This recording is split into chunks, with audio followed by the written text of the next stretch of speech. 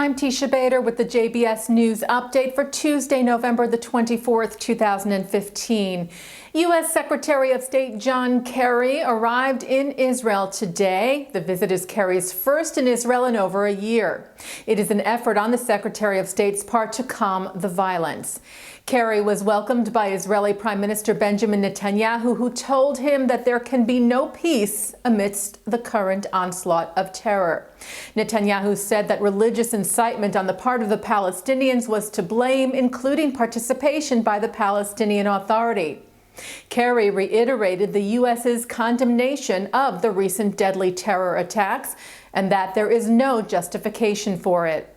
The Times of Israel cited a senior Israeli official who told them that Netanyahu told Kerry today that Israel would only implement trust-building measures with the Palestinians when the violence against Israelis ends.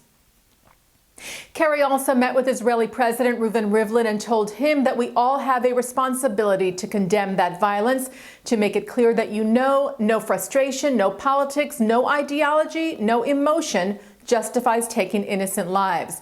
Kerry also said that Israel has a right and obligation to defend itself and that the U.S. will continue to stand with Israel. The Secretary of State also said that the efforts to build trust and strive for peace were still imperative. Kerry later today was scheduled to meet with Palestinian Authority President Mahmoud Abbas in Ramallah. And yesterday, before arriving in Israel, Kerry called the parents of American terror victim Ezra Schwartz, the 18-year-old who was killed in a shooting attack in the West Bank last week, to offer his condolences. 4 Israelis were injured by a Palestinian driver today who deliberately ran into them with his car. The terrorist hit a border police officer, 2 IDF soldiers, and a lieutenant colonel with his vehicle this morning at the Tapuach Junction in the West Bank.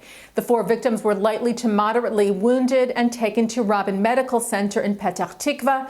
The 21-year-old terrorist was shot and moderately wounded. He was evacuated by Magen David Adom paramedics for further medical treatment.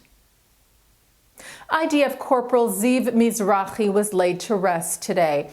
The 18-year-old from Givat Ze'ev was killed in a stabbing attack at a West Bank gas station yesterday by a 16-year-old Palestinian. Thousands attended the young man's funeral, which took place at Mount Herzl Cemetery in Jerusalem. Mizrahi's uncle, Alon Mizrahi, was killed 12 years ago during the 2003 terror bombing at Cafe Hillel in Jerusalem. Where he was serving as a security guard there, he blocked the Palestinian suicide bomber with his body to protect those inside.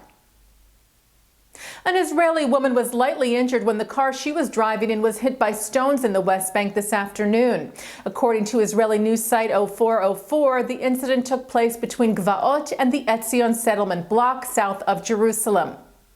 And Israeli news site NRG reports that an Israeli driver said she was shot at in the West Bank near the settlement of Beit El, but she was not injured. Police were investigating. Israeli Prime Minister Netanyahu yesterday announced tighter controls on Palestinian vehicles and on certain roadways in the West Bank in light of the ongoing attacks. Last night, according to Israel's Channel 10 News, IDF soldiers set up checkpoints surrounding Hebron, Hawara, and Nablus, as well as around villages near the Etzion settlement block. And 16 Palestinian terror suspects were reportedly arrested overnight last night in the West Bank, including 12 Hamas activists. Israel supporters gathered in the heart of New York City on Sunday to show their solidarity with the country during the current wave of terror. The Say No to Terrorism rally took place in Times Square. It was organized by the group Israelis for Israel.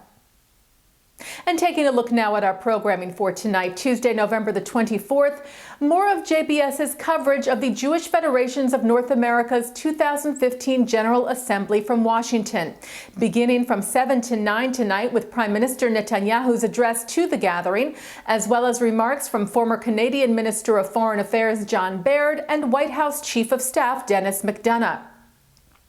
That's followed at 9 with former U.S. Ambassador to the European Union, Stuart Eizenstat, who offers his analysis of ISIS, Obama's foreign policy, and the Israeli-Palestinian conflict in a discussion with Mark Golub at the GA.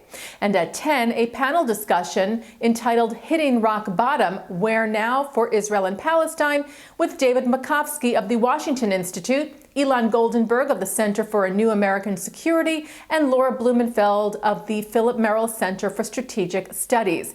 It is moderated by Ron Campius of JTA, also from the GA in Washington. And that's the JBS News Update for Tuesday, November the 24th, 2015. I'm Teisha Bader.